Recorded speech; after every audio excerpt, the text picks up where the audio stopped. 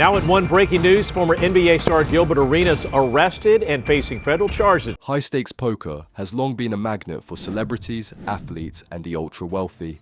But when these games move from friendly gatherings to organized, profitable operations, they can cross into criminal territory. In multiple countries, law enforcement has targeted well-known public figures for hosting or participating in unlicensed poker events. These cases often involve exclusive guest lists, professional-grade setups, and buy-ins worth hundreds of thousands of dollars. What follows is a detailed breakdown of high-profile arrests and legal actions against some of the most recognizable names linked to illegal poker games. Gilbert Arenas, a former NBA All-Star, was arrested in 2025 for allegedly running an illegal poker operation from his Encino, California mansion. Federal prosecutors claim the operation ran between September 2021 and July 2022. The indictment describes it as a structured, recurring, high-stakes poker ring rather than casual home games.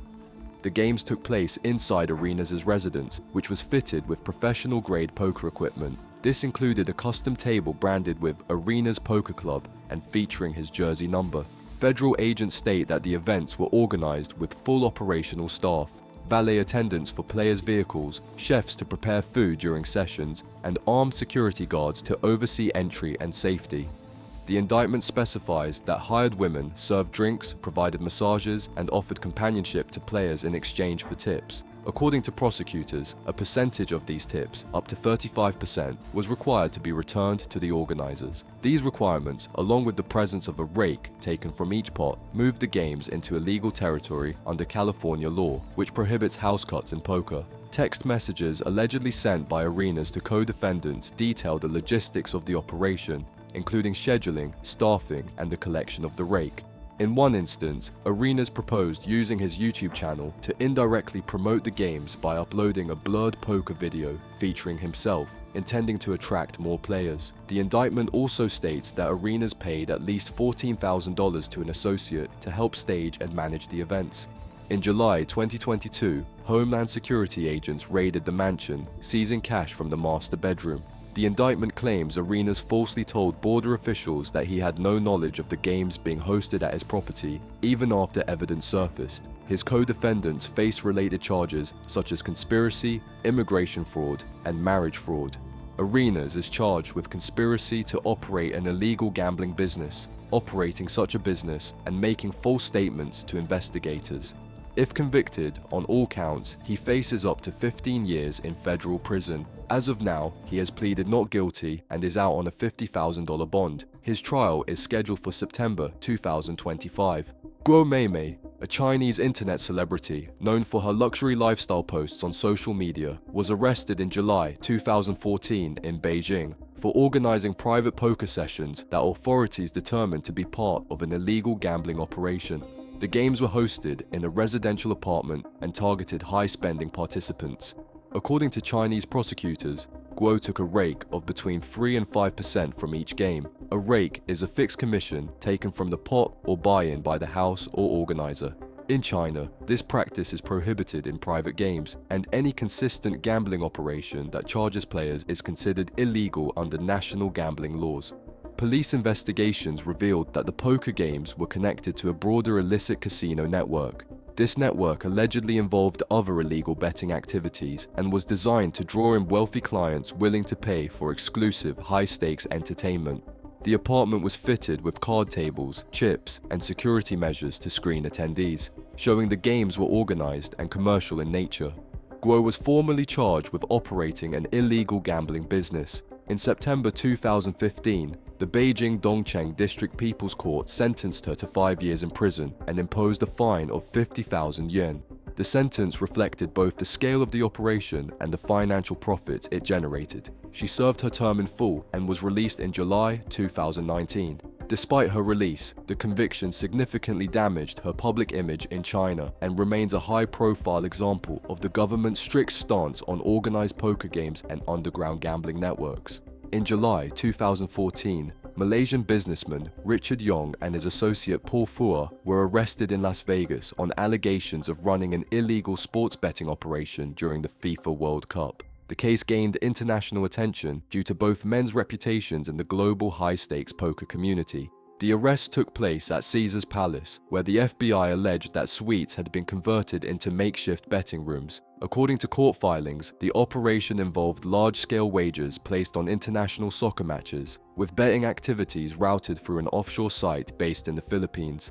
While primarily a sports betting case, the investigation linked both men to prominent poker circles, where they regularly played in the highest buy-in tournaments and private games worldwide. FBI agents conducted the raid using deceptive tactics, posing as internet repair technicians to gain access to the suites. Once inside, they reported finding computers, monitors showing live betting odds, and other equipment consistent with a commercial gambling operation. Defense attorneys later challenged the legality of the search, arguing that the FBI's actions violated the Fourth Amendment. Richard Yong eventually pleaded guilty to a lesser charge and received a sentence of probation along with a financial penalty.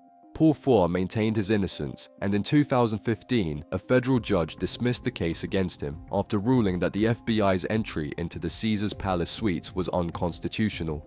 Despite the dismissal for Four, the case remains notable for showing the crossover between high-stakes poker personalities and large-scale, organized gambling enterprises, and for highlighting law enforcement's use of unconventional and legally contested tactics in such investigations.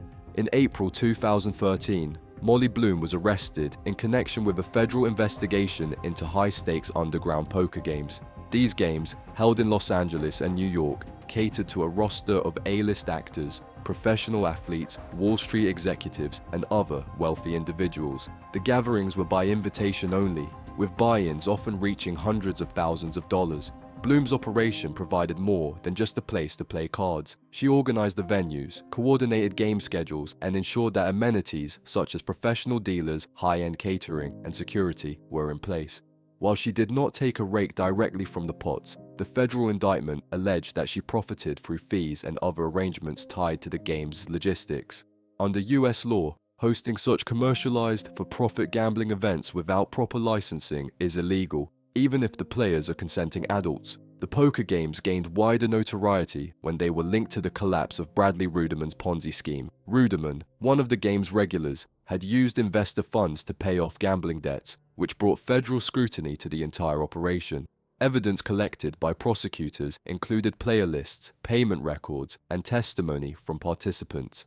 In 2014, Bloom pleaded guilty to operating an illegal gambling business. She was sentenced to 1 year of probation, ordered to pay a $200,000 fine, complete 200 hours of community service, and forfeit $125,000 in proceeds. Bloom later published a memoir, Molly's Game, detailing her experiences in the underground poker world, which was adapted into a feature film in 2017. While the book and movie brought her fame, the legal case remains a prominent example of how celebrity-focused poker games can cross into criminal territory when run as structured, profitable enterprises.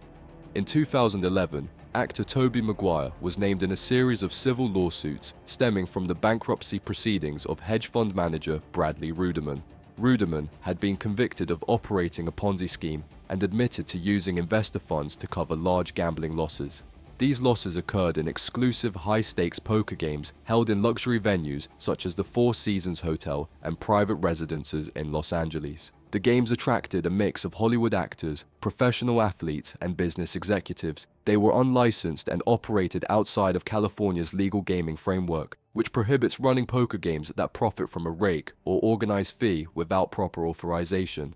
Although Maguire was not accused of hosting the games, court filings alleged that he had won more than $300,000 from Ruderman during these sessions. The lawsuits, filed by the bankruptcy trustee seeking to recover funds for Ruderman's defrauded investors, aimed to reclaim Maguire's poker winnings on the grounds that they were obtained from stolen money. Several other celebrities, including Matt Damon and Ben Affleck, were rumored to have participated, though Maguire was one of the few specifically named in legal action. Maguire settled the lawsuit out of court for an undisclosed sum without admitting wrongdoing. He faced no criminal charges, but the case placed him at the center of media coverage about Hollywood's underground poker culture. The revelations also linked him indirectly to the same network of games later chronicled in Molly Bloom's memoir and the subsequent film adaptation.